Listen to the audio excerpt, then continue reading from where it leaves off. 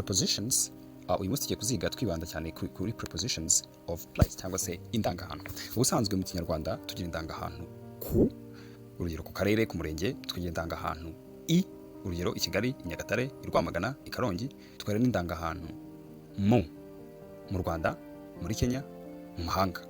Izo ndangahantu uko ari eshatu nizo twebwe tugira mu kinyarwanda, ariko biratandukanye cyane no mu cyongereza, kuko mu cyongereza tugira indangahantu nyinshi, ndetse n'izi ngizi twasomye tugiye kureba uko zikoreshwa kugira ngo zibashe gukora nk'izi ndangahantu tumaze kwiga z'iwacu, tumaze kuvuga z'iwacu mu Rwanda. Tugira indangahantu zitandukanye no mu cyongereza. Tugira preposition used to show the location, tugira izikoreshwa mu kugaragaza ahantu harimo on, at, in.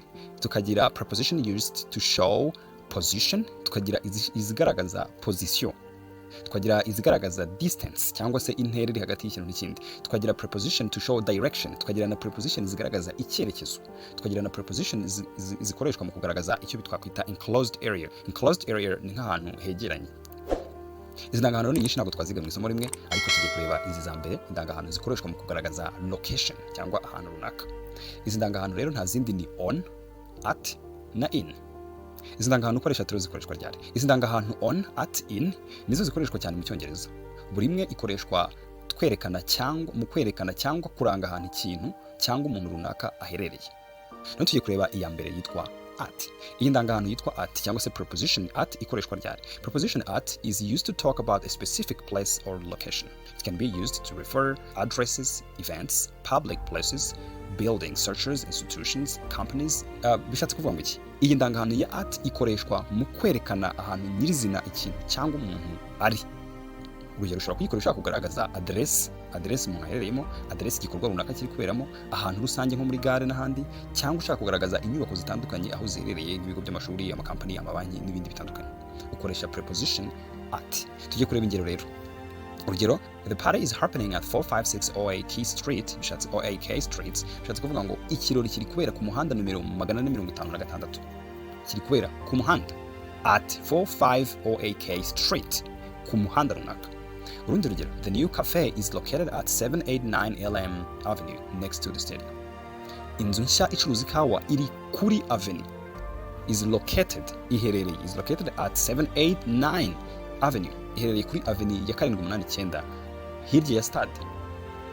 Urundi rugero, dushobora kuvuga noneho event, igikorwa runaka. Tukavuga ngo the concert will be held at the stadium downtown next Saturday. Biravuze ngo igitaramo kizabera kuri at the stadium, kuri stade mu mujyi rwagati ku wa gatandatu utaha.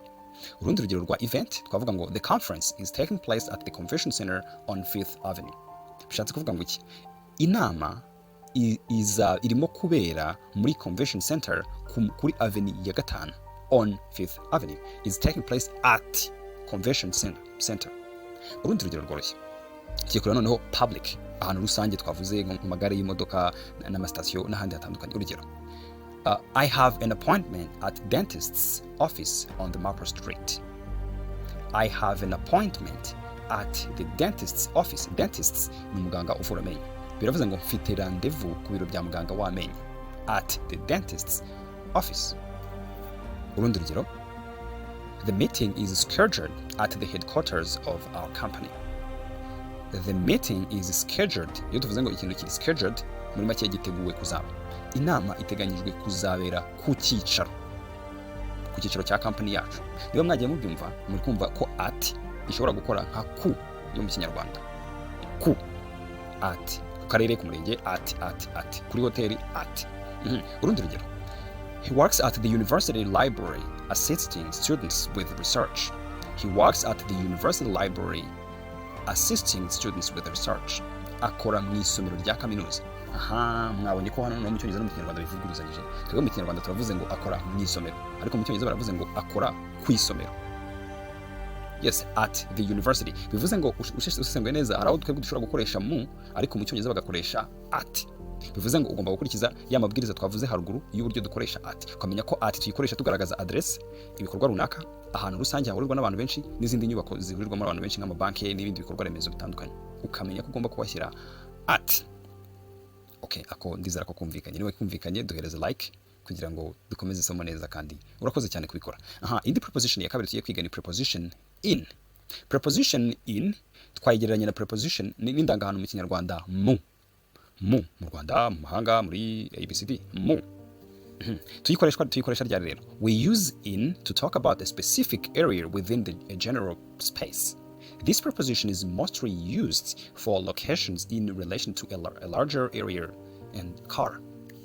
Bivuze ngo iki rero? Iyi preposition in tuyikoresha iyo tuvuga ahantu runaka ariko hari mu handi hantu muri rusange. Urugero ushobora kuvuga nk'icyumba kiri mu nzu. Icyo cyumba kiri mu nzu uburaza kuvuga in. Ushobora kuvuga ibiro biri mu karere. Kubera ko ibyo biro ni ahantu ariko hari mu karere. Ni ibiro biri mu karere. Turaza gukoresha preposition in kubera iki tuyikoresha iyo tuvuga ahantu runaka ariko hari mu handi hantu muri rusange, ahantu hagari. Urugero cyo gufata ngo tukavuga ngo the baby is crying in her room. The baby is crying in her room. Shatse kuvuga ngo umwana arimo kuririra mu cyumba cye. Icyo cyumba kiri mu nzu. Ni mpamvu tuvuze in her room. Ni mu cyumba cye kiri mu nzu. Urundi rugero, ndaza kugutegerereza mu modoka. I will wait for you in the car. I will wait for you in the car. Ndaza kugutegerereza mu modoka. Ni ku modoka oya, ni mwimbere mu modoka. Okay, I think icyo kirumvikanye. Tujye kureba rero bitandukaniye he bihurira he. We can use both in and at to describe location within a building. When we use in, we are indicating that the location is inside the enclosed space of the building. On the other hand, at can also be used to indicate a location within a building, but it does not provide as much specific detail. Biravuze ngo dushobora gukoresha in cyangwa at mu gihe tuvuga ahantu mu nyubako runaka cyangwa mu gace runaka. Ariko in tuyikoresha iyo tuyikoresheje tuba tugaragaza ko ahantu hari mu nyubako ari mu mfunganwa cyangwa se ari ahantu hinjirwa. Muri make ahantu ushobora kwinjira. Dukoresha preposition iyi, dukoresha preposition in. Nko mu biro, urugero ushobora kuvuga nko kwinjira mu biro, kwinjira mu cyumba, kwinjira mu iduka n'ahandi hantu hatandukanye. Turakoresha preposition in. Mu gihe iyo tuvuga preposition at tuba dushatse kugaragaza gusa ko aho hantu ari muri iyo nyubako, ariko ntidusobanure niba aho hantu wahinjira cyangwa wahatambuka. In turi kugaragaza ko ari ahantu ushobora kwinjira, mu gihe at turi kuvuga gusa ko aho hantu ari muri iyo nyubako. Ushobora kuba wahinjira, ushobora kuba no ku ma-escalier, ariko icy'ingenzi ni uko ari muri iyo nyubako. Turaza gukoresha preposition at nko kugaragaza ko aho hantu ari muri iyo nyubako gusa ariko utahinjira. Dukoreshe preposition in nko kugaragaza ko aho hantu ni mu nyubako ariko ushobora kuhinjira. Reka dufate urugero rwa hotel imenyerewe izwi cyane mu Rwanda yitwa Marriott. Mushobora guhura mugapanga gahunda hanyuma mukemeza ko muza guhurira muri Marriott Hotel, then ukamubwira ngo see you in Marriott Hotel, see you in Marriott Restaurant. Ndamutse mvuze ngo see you in Marriott Restaurant, bakubwiye ngo duhurire muri restaurant ya Marriott, duhurire muri restaurant. Muri make turinjiramo, ndimo kugaragaza ahantu hinjirwa. Undi muntu akaza akakubwira ngo hey, she's still at Marriott, she's still at Marriott. Biravuze ngo aracyari kuri Marriott. Ntabwo tuzi niba ari mu biro, ntabwo tuzi niba ari mu cyumba, ntabwo tuzi niba ari kuri reception, gusa icyo tuzi nuko ari aho hantu Marriott. Tukavuga ngo she's still at Marriott Hotel. Wow, ndizera ko muri kubyumva n'ukuri. Reka dukomeze rero. Reka dukomeze ku ijambo on. Indangahantu on. Iyi ndangahantu on nayo ishobora gukora nka ku yo mu Kinyarwanda. Ku mwabonye ko noneho zitangiye guhura ebyiri. At twavuze ko ishobora kuba nka ku, na on nayo itangiye gukora nka ku. Tugiye kureba noneho bitandukanira he.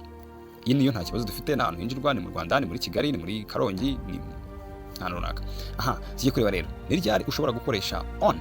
On has two different meanings when it is used to refer to location. It is used for the floor in a building, showing that something is on a horizontal surface, all public transport, roads, streets, rivers, oceans, and lakes, and something that is physically attached or joined to something else. Bishatse kuvuga mu magambo make. Bishatse kuvuga ngo iyi preposition on ikoreshwa mu buryo butandukanye, ariko iyo ikoreshwa nk'indangahantu iba yerekana, urugero ushobora kuba yerekana etage iri mu nyubako runaka, ishobora kugaragaza ko ikintu kiri ahantu hatambitse cyangwa se kirambitse ahantu runaka. Ikindi ishobora kugaragaza nk'ahantu rusange. Urundi ushobora kuyikoresha uvuga nk'imihanda, uvuga imigezi, uvuga inyanja, uvuga n'ibiyaga. Ahantu hose uzakoresha preposition on. Cyangwa se ukabugaragaza n'ikintu cyometse cyangwa gihujwe n'ikindi kintu. Urugero ifoto ushobora kuyimanitse ku gikuta cyangwa telefone ikabirambitse ku meza. Ibyo ni ibintu birambitse ahantu hatambitse. Tujye kureba rero uburyo ushobora kubikoresha. Reka duhere ku ijambo twahereye. Tujye kuvuga kuri floor cyangwa se kuri etage. Tushobora kuvuga ngo the conference room is on the 5th floor of the office building. Bivuze ngo icyumba cy'inama kiri kuri etage ya 5 y'inyubako yagenewe amabiro.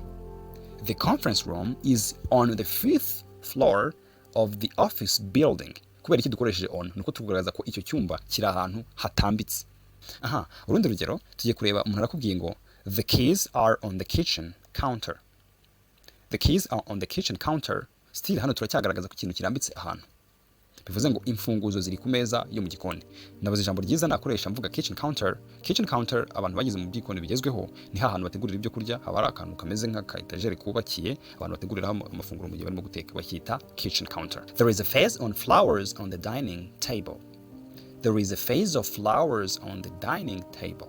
Bivuze ngo iki? Hari vase y'indabo ku meza yo kuriraho. Dining table ni ameza yo muri salle à manger. Hari vase y'indabo ku meza on the dining table. Urundi rugero tugiye kureba noneho, reka dufate urugero. She prefers to sit on the aisle seat when traveling on the bus. She prefers to sit on the aisle seat when traveling on the bus. Ahitamo kwicara ku gatebe gahinwa iyo agiye muri bisi. Aisle seat ni agatebe barashyize mu nzira umuntu yifashisha gusa kugira ngo kicareho, ariko kaba gashobora gukurwaho abantu bagatambuka. Hari ahantu abantu banyura, dufite urugero muri bisi, hari ahantu abantu baca nko mu rusengero bapanga intebe, bagapanga ahantu abantu bazajya baca binjira basohoka, aho hantu bahita aisle. Iyo tuvuze ngo ni aisle seat, tuvuze ko ari intebe iri aho hantu abantu bashobora guca, bivuze ngo ushobora kwegezwayo abantu bagatambuka ikongera igasubizwaho. So she prefers to sit on the aisle seat when traveling on the bus. Ahitamo kwicara ku gatebe gahinwa igihe agiye muri bisi. Good. Urundi rugero ruvuga ngo please make sure your belongings are on the overhead rack before the bus starts. Please make sure your belongings are on the overhead rack before the bus starts. Iyi nteruro ishatse kuvuga ngo nyabuna umenye neza ko ibintu byawe biri ku kanyamizigo mbere yuko bisi ihaguruka. Overhead rack ni iki? Abagiye muri ritiko, hejuru hari ahantu umuntu ashyira igikapu cye n'ibindi bintu afite. Abagiye mu modoka z'ubukerarugendo, hejuru hari akantu umuntu ashyira kaba kameze kagizwe n'ibyuma hejuru y'imodoka barambikaho nk'ibikapu bakabifunga. Ako kantu mu cyongereza bakita overhead rack. Gashobora kuba kari muri bisi mo imbere, ariko ku modoka z'ubukerarugendo kaba hejuru. Urugero rwa nyuma ruravuga ruti the picture frame is hanging on the wall.